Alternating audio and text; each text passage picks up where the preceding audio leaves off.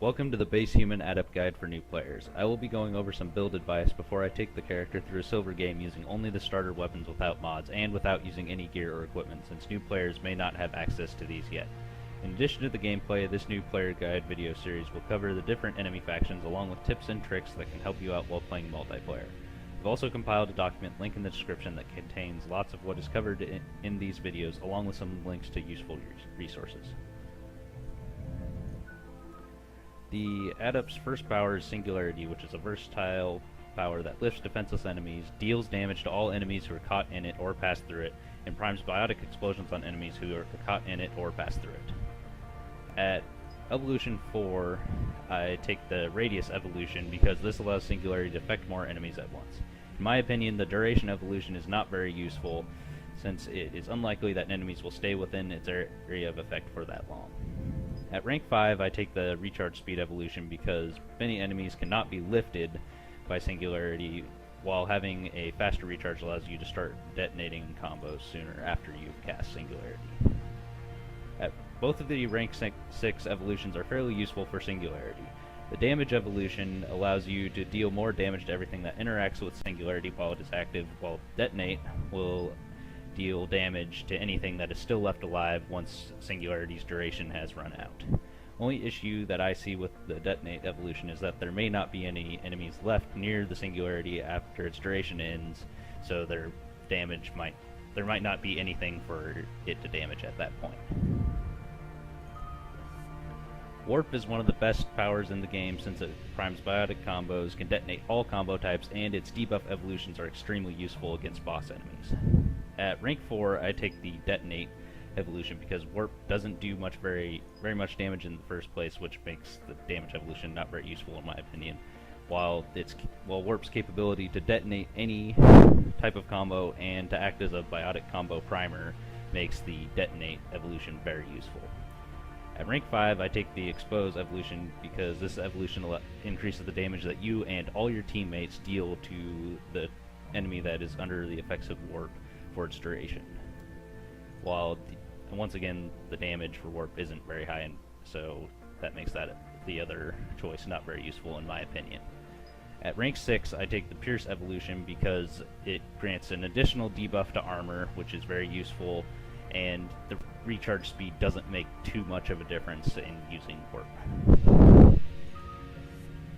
Shockwave is a powerful short-range power that is useful for killing groups of weaker enemies, staggering enemies, and detonating explosions. At rank 4, I take the Force and Damage evolution because the Radius evolution is supposedly bugged on PC in that it can potentially cause Shockwave to do nothing when it is cast. However, if the Radius evolution were not bugged, I would definitely take it over the Force and Damage evolution. At rank 5, I take the Detonate evolution because the 65% increase is one of the greatest possible increases to explosion damage for any power in the game. If you're not going to be detonating powers with Shockwave, the Reach evolution is more useful since it allows you to use Shockwave at a longer range. At rank 6, I take the Recharge Speed bonus because Shockwave tends to kill most weaker enemies on its first cast, which leaves nothing for lifting Shockwave to effect, since if an enemy has shields, barriers, or armor, Shockwave won't be able to lift them. For Alliance training, I would recommend going the Damage and Capacity and Power Damage route, since this is a power class, so those evolutions will give you the most benefit. At rank 6, I do not take either evolution because I prefer to use the 6 remaining points to put into fitness to make the character slightly more survivable, but if you feel comfortable without any points of fitness, you could take either one of these evolutions depending on whether or not you need more weight capacity to keep your recharge speeds as fast as possible with the weapon you are using. Since this is a power class, you should try to keep your power recharge speed bonus as close to 200% as possible so that you can use your powers to their full potential. For starter weapons, I run with the Predator and the Shuriken because the Predator does a good amount more damage per shot than the Avenger, which allows you to actually be able to do some damage to armored targets. The Shuriken is also very useful against shields, but not against much else, and it does take some practice to get used to since it is a first weapon that has a fairly high amount of muzzle climb.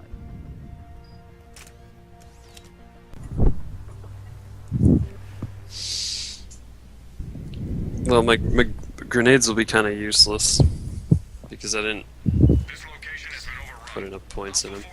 So, reload canceling, one method is heavy melee. To do that, get out your missile, press the missile launcher button again, and then press the heavy melee before the animation of putting your missile away finishes. Oh good, we got Reapers.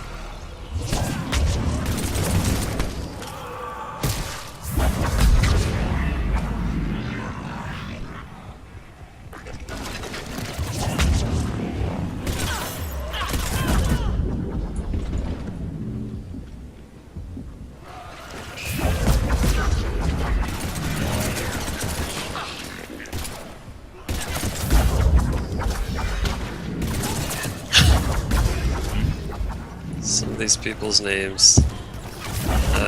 Harry Teabag just joined our game.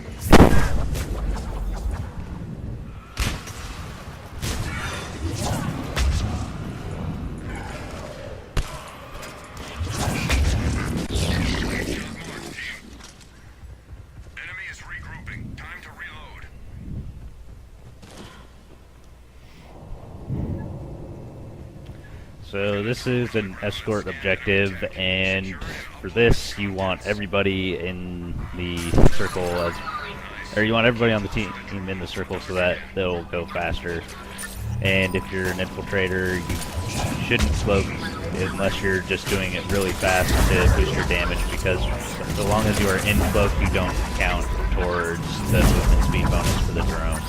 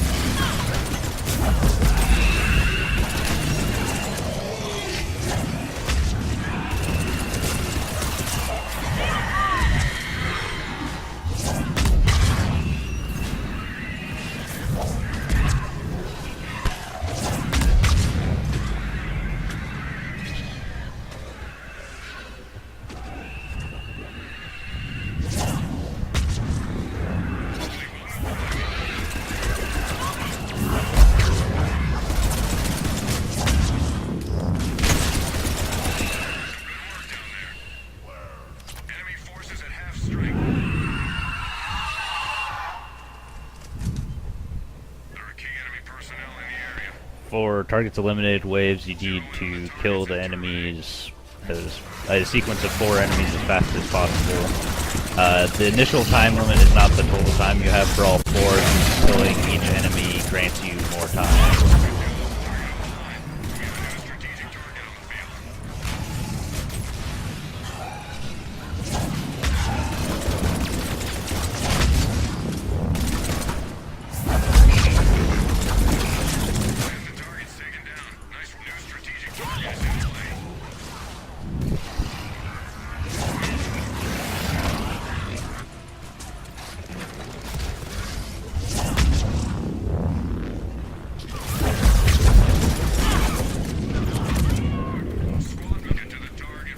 Anyone near you? Huh? I think the Krogan's got you. Alright. Right there, that Marauder was about to perform an execution, which will knock you out of play until the end of the match, or to the end of the wave. So if you see an enemy about to do that, it's generally a good idea to use a meta-gel so that you don't get knocked out of the wave. But if it's an early wave or the wave's almost over, it's probably not so good.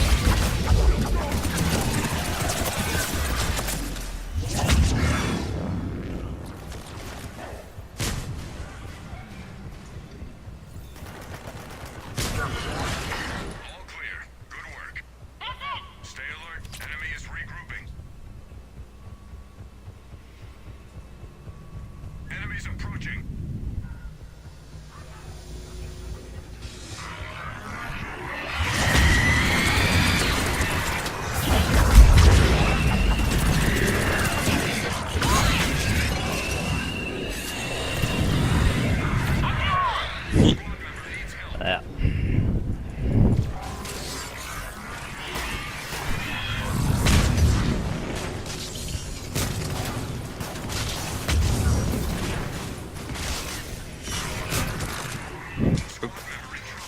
Probably should have stayed out of the view.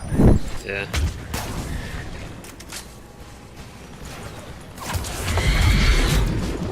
You got a Marauder behind you too. Yeah.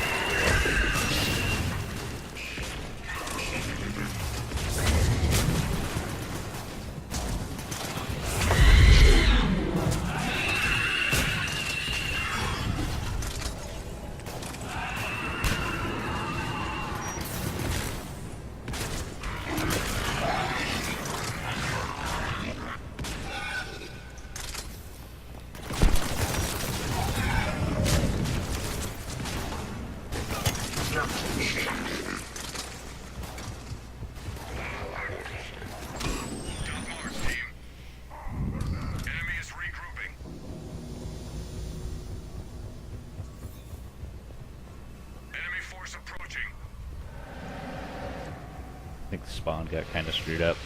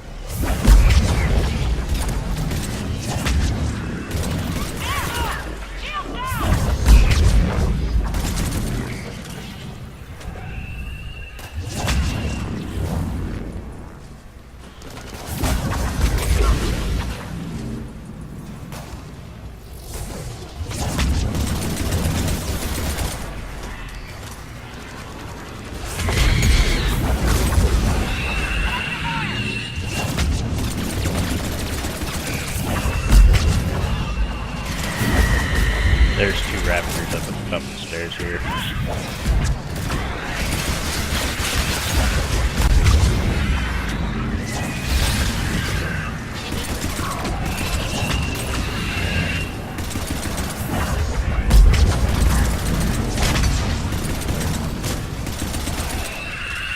Team comp could be a little better. We have 3 people using grenades.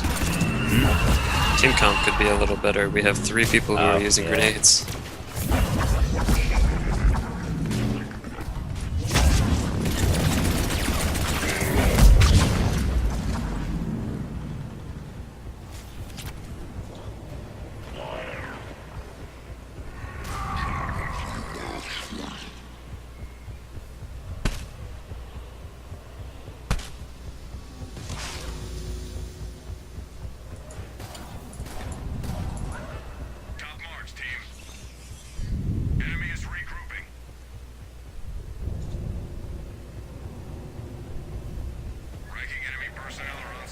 For Wave 10 target elimination objectives, it's possible to switch the spawn just like what happened there by using a missile launcher to kill the target and several other enemies. It should switch the target to a different enemy type, which allows you to complete the objective more easily. So now instead of a Banshee, it's a Brute, which are significantly easier to kill.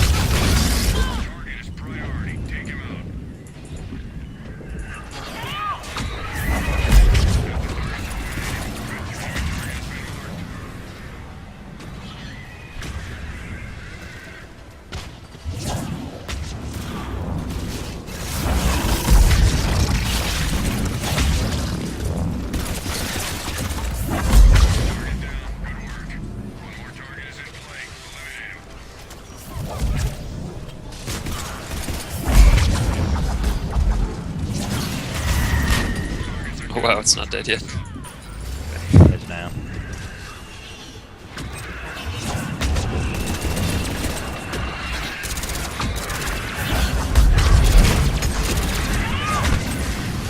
Oh, I got people's elbow. I go down. Alright. Got away with health gate.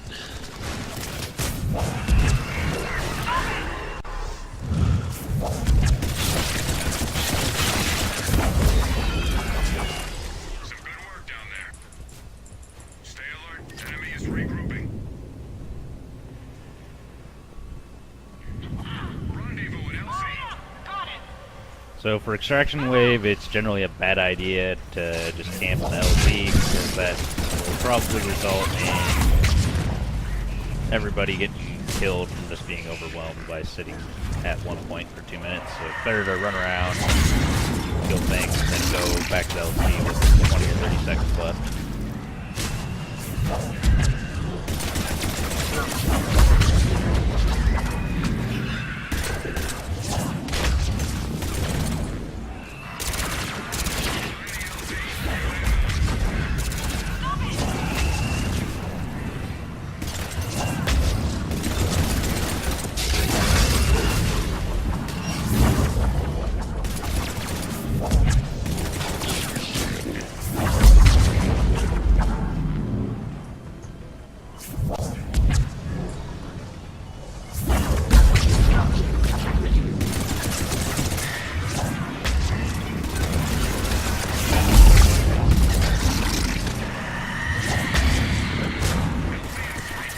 Oops.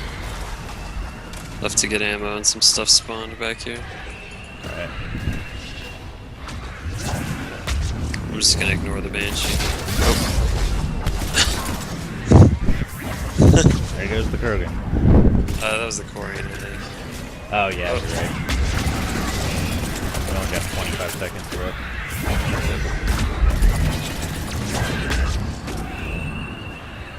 Oh, there goes full extraction.